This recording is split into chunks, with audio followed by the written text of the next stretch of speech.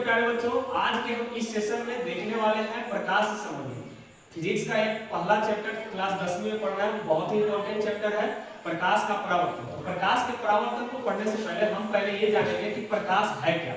ठीक है, तो प्रकाश क्या है ये जानना बहुत जरूरी है। प्रकाश एक कारक है और एक कैसा कारक है, तो वह एक अदृश्य कारक है। प्रकाश को कोई देख नहीं सकता, नाइदर आई नॉर यू, ना तो हम देख सकते हैं ना ही आप देख सकते हैं।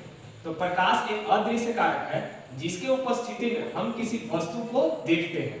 ठीक है, अब देखते कैसे हैं, तो जैसे किसी लाइट सोर्स से प्रकाश आती है, प्रकाश की किरणें आती है और किसी वस्तु पर पड़ती है, और वस्तु पर पड़ने के बाद वही प्रकाश की किरणें रिफ्लेक्ट होकर के हमारी आंखों तक पहुंचता है और तब जाकर के हमारी आंखों तक वो पहुंचता है।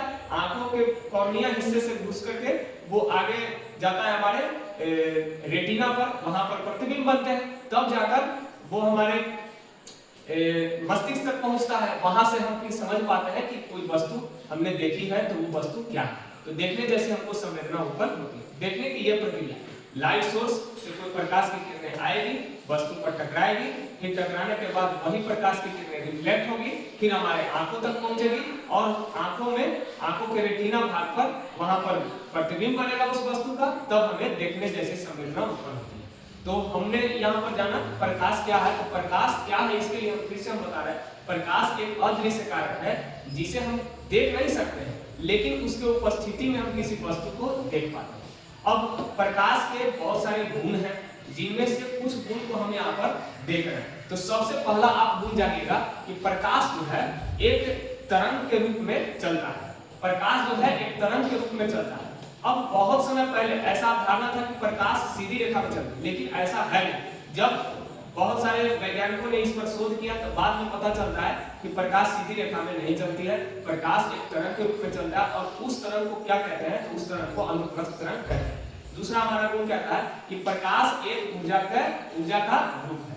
ठीक है, तीसरा हम जानेंगे कि प्रकाश में जो है वो विद्युत चुंबकीय विकिरण होता है। ठीक है, अब थोड़ा सा ये जान लेते हैं कि प्रकाश का जो चलने का जो स्पीड है, कुछ ना कुछ स्पीड से चलता होगा। तो वो प्रकाश जो चलता है वो 3 × 10⁸ मीटर पर सेकेंड होता है। ठीक है, प्रकाश के चलने का स्पीड। लेकिन क्या यह स्पीड सभी चीजों में एक समान रहेगा, तो नहीं।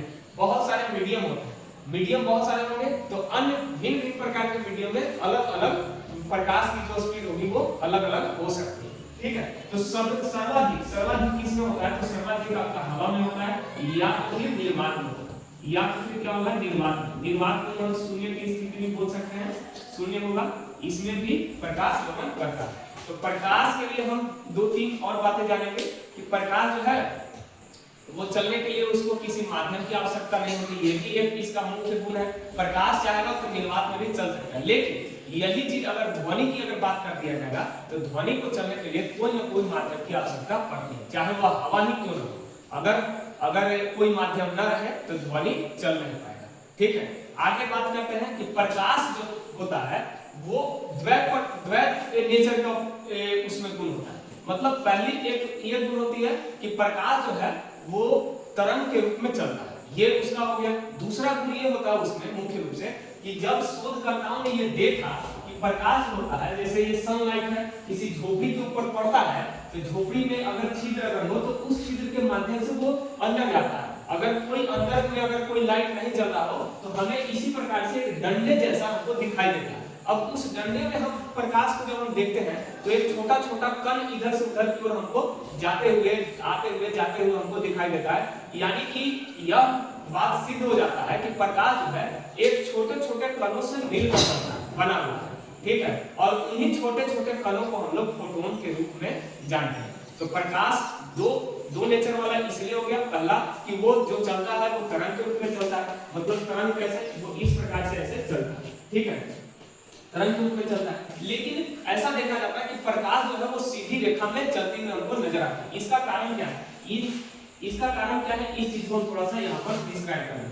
जैसे मान लो कि इस प्रकार से अगर प्रकाश अगर चल रहा है तो इसे हम कहते हैं, ऊपर वाले को हम कहते हैं श्रिंग कहते हैं, इसको हम श्रिंग कहते हैं, श्रिंग, और नीचे वाले को हम गर्त कहते हैं। ठीक है, तो दो श्रिंगों, ये भी श्रिंग हो गया, ये भी श्रिंग हो गया, ये गर्त हो गया, ये गर्त हो गया। तो दो श्रिंगों के बीच की दूरी को हम लोग वेवलेंथ बोलते हैं, तरंग दैर्घ्य बोलते हैं।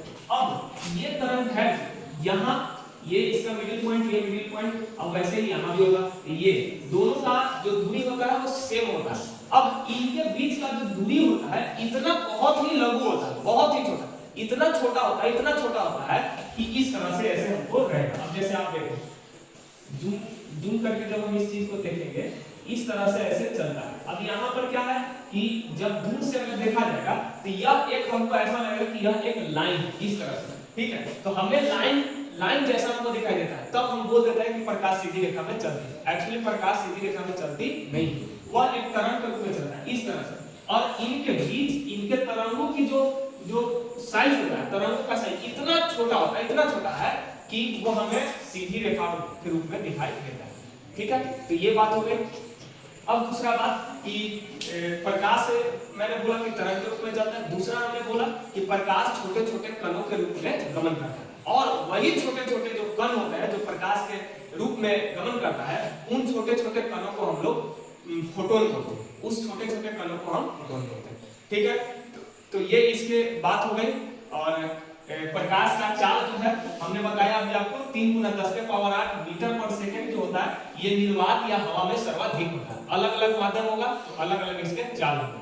ठीक है, और जैसे मान लो कि अगर इसी को अगर हमें अगर मीटर पर सेकंड में नहीं बोल करके अगर हम इसको अगर हम किलोमीटर प्रति सेकंड में अगर हम बोलेंगे तो इसका ये जो पावर है वो 8 यहाँ पर दिया गया है, वही घट करके हो जाएगा 10⁵ हो जाएगा। 3 जीरो होता है किलोमीटर में, किलोमीटर को मीटर में चेंज करेंगे तो 10⁻³ होता है, वही 3 यहाँ पर पावर घट जाएगा। तो मुझे आशा है कि हम आज के ये जो छोटे से टॉपिक में जो कवर किए हैं, प्रकाश क्या है और प्रकाश की गुण क्या है, इस चीजों को अच्छे से हम समझोगे। और कल के हम टॉपिक में कुछ और समझेंगे। तब तक के लिए सभी लोग बने रहिएगा। थैंक यू, धन्यवाद।